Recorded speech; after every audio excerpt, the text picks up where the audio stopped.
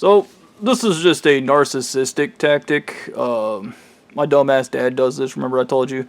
He asked me about my Aunt Joy, and I didn't tell her that she was in misery, and he just acts like a cock. Um,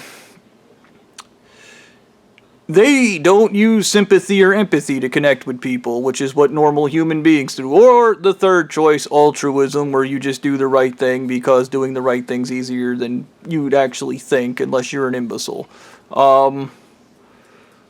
They are the imbecile because they're the fourth thing where they just hurt you. And they keep hurting you. And I remember this goofy shit. Specifically, it was Blondie, who was like, basically, I just terrorize and terrorize until they give me what I want or they die. That's what happens. And I started laughing because it's just such a moron logic, but I think when you have a lead brain, you do think like that. I think that happens because lead knocks you out of your emotions, and I guess it makes it harder to be empathetic and sympathetic because of that. As a result, your only option is to be a dick, and I guess that makes you less agreeable, as they say if you look it up. Now, when I was talking to these idiots about this behavior, I remembered, it was Blondie, but then Stu later was like, basically, I've been trying that on him and it didn't work. And spoilers, there's a reason that doesn't work on me. My father and my mother have done it my entire life, so I just learned to ignore them or just give up. I don't feel a point in trying because they're not going to stop because they don't know when to stop. Okay, it's not complex, it's stupid. And they think like imbeciles. And you can't explain that to them because when they hear the word imbecile, you're being mean and that hurts my feelings, therefore I'm not listening. Okay. This is how 2-year-olds. But even when I was talking to Blondie, it is that baby stuff. It's a baby in the crib screaming and crying until you figure out what it wants. Did it poop itself? Does it need baba? Does it need to be burped? Is its feet cold? Is it hands cold? Is it uncomfortable? Did it hurt itself? Is there a string tied around the toe? Like, so many things it could be with a baby, and it just screams and screams and screams until you figure it out. Okay? Like... And that is the same tactic with the narcissist. I don't know exactly what you call this tactic, but this is the problem. They don't have introspective. So to them, this tactic works 100% of the time, 90% every time. When you don't have introspective, when it works one time, it works every time because you don't count the times you lost. So you keep doing it. And I would imagine, I remember this shit where Blondie was like, well, we cause fear and fear and fear until you give us what we want. And I was like, that's cool.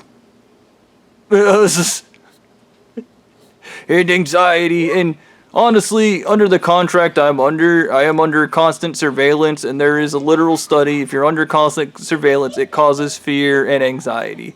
And they don't let you use that as a legal defense in their court, even though there's like 15 or 30 studies done that prove that if you're under constant surveillance, it causes fear and anxiety. Because you're constantly being watched. It's the reason why you shouldn't be a helicopter parent. And it is a form of passive-aggressive tendencies.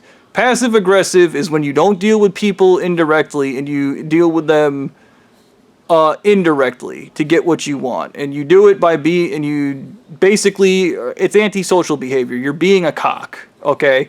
And you're doing stuff that drives people insane. And in an insane world, people would just smash your head in and beat you to death. Unfortunately, once again, the power of the church leader is the church isn't going to let you do that. They're not going to let you beat their church leader to death without murdering you. So that's why he's going to get his ways, because people enable him. I'm reminded of this one time I was in school and this kid, I don't even remember what it was. It was just this, I had a tic growing up. And this kid figured out that it annoyed me, and he just kept doing it because emotionally stunted people love suffering. They love annoying people. And the problem with them, and this is a psychological fact, they don't know on what level are they just annoying you and on what level they are torturing you. So annoying you and torturing you become the same metric. They cannot tell that line apart. They are too stupid to figure that out. So they just keep harassing you with the same shit. And this kid kept doing it, and then I punched him in the head. And I remember all these other kids got involved, and I just beat the shit out of him. And that kid never did that again. And once again, it has to be traumatic. The way they learn is through trauma. You have to traumatize them. If you were to actually discipline a church leader, this isn't a joke, if you were to beat the shit out of Blondie or beat the shit out of Stu, they would stop their shit. Okay? It is the only way they learn. They cannot learn through any other means. Okay? This is probably going to be a short video. I just thought this one was interesting because even to this day, my father still does the same thing, and my stepmom. Here's another action of passive-aggressive behavior. My stepmom doesn't like my brother and my sister living at my dad's house, so she kept turning the AC up colder and colder. But we're from Georgia, where it's cold, so she eventually broke the AC, and when the AC broke, it cost my dad $12,000, which is why instead of just being a dick and trying to freeze everybody out with the AC, here's what you should do. You should be an adult and go, hey, I don't like you, or you make me feel a certain way, and then talk it out like an adult. Okay, children do passive-aggressive behaviors, and if you carry this into an adulthood, congratulations, you've managed to be a baby your entire life. You're a 2-year-old. Good job. I'm going to act out until I get what I want is not how adults behave. Alright? I'm going to be a dick until I get what I want is not how adults behave. What was another thing my stepmom did was we'd be watching TV in the living room and she would just keep turning ours up and then complaining ours was too loud, and she was like, ah, ah, ah, ah, and she cackles like a witch because that's who she is, a piece of shit. A 2-year-old. An adult with a brain of a 2-year-old. Okay? Not special, not unique. This is emotionally stunted 101. And she kept, and we said, fuck it, we turned our TV up all the way and we started yelling at her, and she fucking didn't like that, so she kept acting out for like the rest of the time. And that's where passive-aggressive behaviors get you.